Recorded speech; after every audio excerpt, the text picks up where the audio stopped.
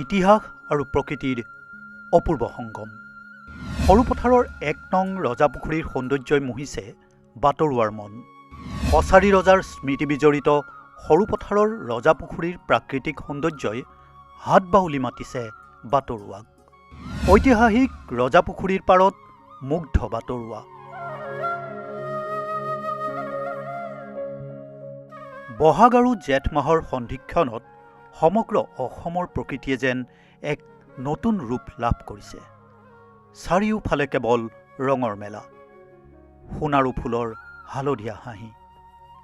প্ৰকৃতিৰ এই অপৰূপ সৌন্দৰ্যৰ এখন জীয়া ছবি বৰ্তমান দেখিবলৈ পোৱা গৈছে সৰু পথাৰ সমজিলাৰ অন্তৰ্গত ১ নং ৰজাপুখুৰীত। যেন ইতিহাস আৰু প্ৰকৃতিৰ এক অপূৰ্ব মিলন ঘটিছে এই ঐতিহাসিক স্থানত। টিভি ভাৰতৰ দৰ্শকসকলক দেখুৱাম কছাৰী ৰজাই খন্দোৱা এটা বিশেষ পুখুৰী, যাক ৰজাপুখুৰী নামেৰে জনা যায়। বৰ্তমান চৌদিশে সোণাৰু, কৃষ্ণচূড়া, ৰাধাচূড়া আৰু এজাৰ ফুলাৰ বতৰ। প্ৰকৃতিখনে যেন ৰঙা, হালধীয়া আৰু বেঙুনীয়া ৰঙৰ এক নান্দনিক সাজহে পিন্ধিছে। সৰু পথাৰৰ এই ঐতিহাসিক ৰজাপুখুৰীৰ পাৰতো একেই দৃশ্য। পুখুৰীৰ চাৰিওকাষে থকা গছবোৰে ৰঙীন সাজ পিন্ধি সমগ্ৰ পৰিৱেশটো জীপাল কৰি তুলিছে। সমান্তৰালকৈ আয়তাকাৰ বৃহৎ পুখুৰীটোৰ বুকুতো ফুলি উঠিছে অজস্ৰ পদুম ফুল। যিকোনো যোৱা কেইবাটাও বছৰত কিবা কাৰণত ইয়াতে গোটেই চাফা কৰি পেলোৱা হৈছিলে, পদুম ফুলবোৰ উঠুৱাই পেলোৱা হৈছিলে। কিন্তু এই ৰজাপুখুৰীটোক মাজে মাজে মানুহে দেও লগা পুখুৰী বুলিও অভিহিত কৰে, কিয়নো ইয়াত যিয়ে নহওক লাগে কিন্তু প্ৰতি সময়তে এই পুখুৰীটো আকৌ আগৰ নিচিনা হৈ যায়। যিমানেই লাগিলে ইয়াক পৰিৱৰ্তন আনিবলৈ চেষ্টা নকৰক কিয়, কিন্তু পুখুৰীটোৱে কেতিয়াও নিজৰ গৰিমা, নিজৰ ম্লান কেতিয়াও হ'বলৈ নিদিয়ে। গতিকে ৰজাপুখুৰীয়ে আমাৰ শিপাক সংপৃক্ত কৰি আছে, ৰজাপুখুৰীক লৈ আমি জীয়াই আছোঁ। আৰু এজাৰ, সোণাৰু, কৃষ্ণচূড়া যিহেতু আলংকাৰিক আৰু সৌন্দৰ্যবৰ্ধক গছ হিচাপে আমি চিনি পাওঁ, এইখিনি সময়ত খুব মনোমুগ্ধকৰ পৰিৱেশ এটা হৈ ৰজাপুখুৰীয়ে আমাক চিনাকি দি আছে, বাটৰুৱাক মোহিত কৰি আছে। পাৰৰ সোণাৰু, কৃষ্ণচূড়াৰ ছাঁ আৰু পুখুৰীৰ বুকুৰ পদুমৰ সমাহাৰে এক সৰগীয় পৰিৱেশৰ সৃষ্টি কৰিছে, যিয়ে প্ৰতিনিয়ত বাটৰুৱাক হাত বাউলি মাতিছে। প্ৰাকৃতিক সৌন্দৰ্যৰ উপৰিও এই ৰজাপুখুৰীৰ বুকুত সোমাই আছে এক চহকী ইতিহাস, কছাৰী ৰাজত্বৰ বুৰঞ্জী। আমি বিভাগীয় কৰ্তৃপক্ষ হওক বা স্থানীয় আমাৰ বিধায়ক মহোদয়ক আমি অনুৰোধ জনাইছোঁ যে এই ঐতিহ্য সম্বলিত এই ৰজাপুখুৰীটো আপোনালোকে ধুনীয়াকৈ সংৰক্ষণ কৰি ৰাখক। আৰু সংৰক্ষণ কৰি ৰাখিলে এতিয়া যেনেধৰণে আমাৰ পৰ্যটকসকলে ভিৰ লাগি আছে, ফটো তুলিছে, কিছুমানে ভিডিঅ' কৰিছে, ৰিলছ বনাইছে, আৰু ঠিক তেনেদৰে ধুনীয়াকৈ সম্বলিতসমূহ সংৰক্ষণ কৰি ৰাখিলে ইয়াতকৈও আৰু পৰ্যটকৰ ভিৰ হ'ব। এই বৃহৎ আয়তাকাৰ পুখুৰীটো অতীজতে কছাৰী ৰজাই খন্দাইছিল।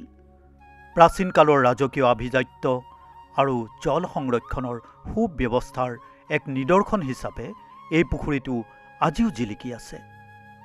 ই কেৱল এটা সাধাৰণ পুখুৰী নহয়, ই অসমৰ গৌৰৱময় কছাৰী ৰাজত্বৰ এক নীৰৱ সাক্ষী। যিহেতু ৰজাদিনীয়া বুলি কোৱাৰ লগে লগে ইয়াত এটা ইতিহাস জড়িত হৈ আছে, আৰু মই ভাবোঁ যে এনেধৰণৰ এটা ইতিহাস প্ৰসিদ্ধ ঠাইক, এনেকুৱা এখন ঠাইক আমি নিশ্চয়কৈ চৰকাৰে এইসমূহক লৈ পিনি কাম কৰিব লাগে। ইয়াৰ আজি দুটামান বছৰ আগতে মই এটা ভিডিঅ'ৰ জৰিয়তেও এই কথাখিনি জনাবলৈ যত্ন কৰিছিলোঁ চৰকাৰক, যে এই ইতিহাস প্ৰসিদ্ধ ঠাইসমূহক আমি যদি মান্যতা দিবলৈ নিশিকোঁ, তেতিয়াহ'লে আমাৰ পিছৰ প্ৰজন্মটোৱে এইসমূহ ইতিহাসক কেনেধৰণে লৈ যাব বা আমাৰ শিপাডাল আমি কেনেধৰণে নি থাকিম। গতিকে এই কামসমূহৰ ওপৰত চৰকাৰে অতি শীঘ্ৰে কাম কৰক, তেওঁলোকে সংৰক্ষণৰ ব্যৱস্থা কৰক, ইয়াতে মানুহৰ দৃষ্টি আকৰ্ষণ কৰিবলৈ যত্ন কৰক, তেতিয়াহে আমাৰ ইতিহাস, আমাৰ শিপা আমাৰ সৈতে সম্পৃক্ত হৈ থাকিব। সমান্তৰালকৈ ৰজাপুখুৰীৰ ওচৰতে আছে ৰাণী পুখুৰী। দুয়োটা পুখুৰী কছাৰী ৰজাৰ দিনতেই খন্দোৱা হৈছিল। কালক্ৰমত ২০ শতিকাৰ প্ৰথম দশকতেই ৰজাপুখুৰীৰ পাৰত গঢ়ি উঠিল এখন সুন্দৰ গাঁও। সেয়ে ৰজাপুখুৰীৰ পাৰত গঢ়ি উঠা এই গাঁওখনক আজিও ৰজাপুখুৰী শ্যাম গাঁও বুলিয়েই জনা যায়। ৰজাপুখুৰীয়ে আমাৰ পৰিচয় বহন কৰে, ৰজাপুখুৰীয়ে আমাৰ ইতিহাস সোঁৱৰায়, ৰজাপুখুৰীয়ে আমাক সদায় গৌৰৱেৰে জীয়াই থকা অৰিহণা আগবঢ়ায়। ৰজা পুখুৰীৰ কথা যদি ক'বলৈ যাওঁ তেন্তে ইতিহাস যদি আমি খুচৰিবলৈ যাওঁ তেন্তে এটা কথা ক'ব লাগিব যে আহোম অহাৰ আগৰ সময়খিনিতে কছাৰী ৰজাই এই পুখুৰীভাগ খন্দাইছিলে বুলি জনশ্ৰুতি আছে আৰু জনশ্ৰুতি অনুসৰি কাষতে অকণমান নাতি দূৰলৈ গ'লে আমি দেখিম যে এটা ৰাণী পুখুৰী ৰজাই ৰাণীৰ স্মৃতিত খন্দাইছিলে বুলি জনশ্ৰুতি আছে আৰু ইয়াৰ সমান্তৰালভাৱে ইয়াৰ কাষতে এখন গাঁও আছে যিখন গাঁও এই ৰজা পুখুৰী কেন্দ্ৰ কৰিয়ে গঢ়ি উঠিছিলে বুলি জনশ্ৰুতি অনুসৰি আমি জানিবলৈ পাইছোঁ ঐতিহাসিক পটভূমি আৰু প্ৰকৃতিৰ অপৰূপ সৌন্দৰ্যই বৰ্তমান এই পথেৰে পাৰ হৈ যোৱা প্ৰতিজন বাটৰুৱাকে হাত বাউলি মাতে যি পথেৰেই মানুহ নাযাওক কিয় ৰজাপুখুৰীৰ এই বিনন্দীয়া ৰূপে তেওঁলোকক খন্তেকৰ বাবে হ'লেও ৰৈ সৌন্দৰ্য উপভোগ কৰিবলৈ বাধ্য কৰায় যান্ত্ৰিকতাৰ ব্যস্ত জীৱনৰ মাজত পুখুৰীৰ পাৰত এই শান্ত আৰু মোহনীয় পৰিৱেশে মানুহক এক অনাবিল প্ৰশান্তি প্ৰদান কৰে প্ৰকৃতি আৰু ইতিহাসৰ